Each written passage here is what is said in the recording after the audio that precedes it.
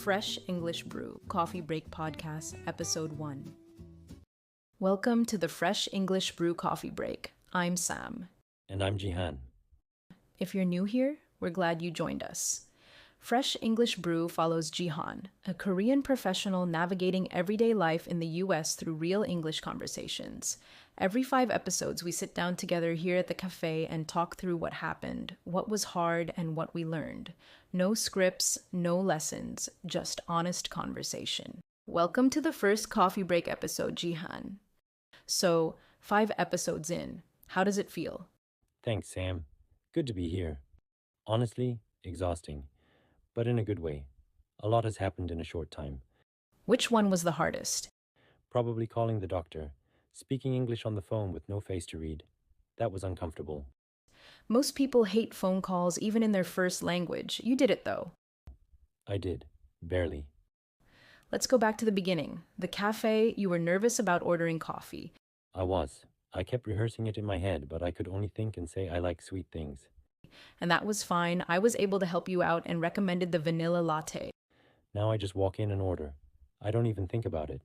That's actually huge. A lot of learners get stuck at that stage forever, the rehearsing stage. They never just try to freestyle.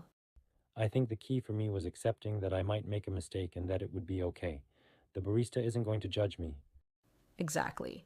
And even if they don't understand you the first time, what happens? They ask you to repeat it.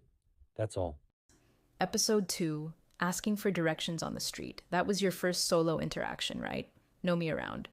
Yes. A stranger. On a street I didn't know. I stopped someone and said, "Excuse me, could you help me?" And I think my voice was shaking. But they helped you. They did.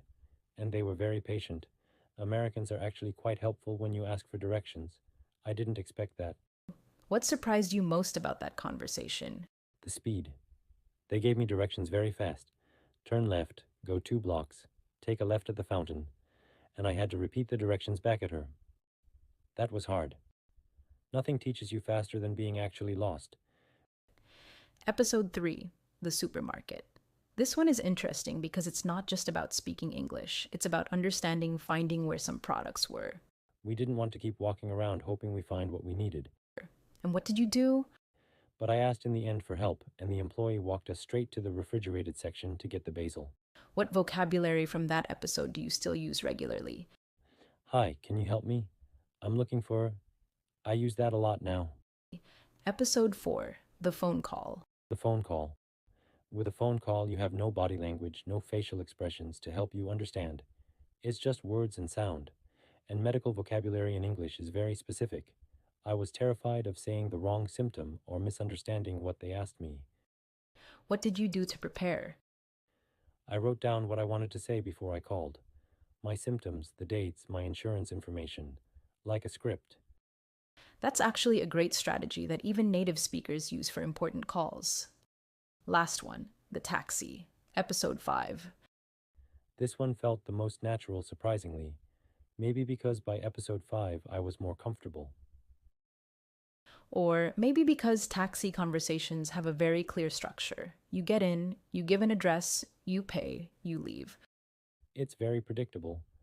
What helped me most was knowing it was okay to just give the address and not feel pressure to make conversation. A lot of learners feel obligated to fill silence with small talk and then panic when they run out of things to say.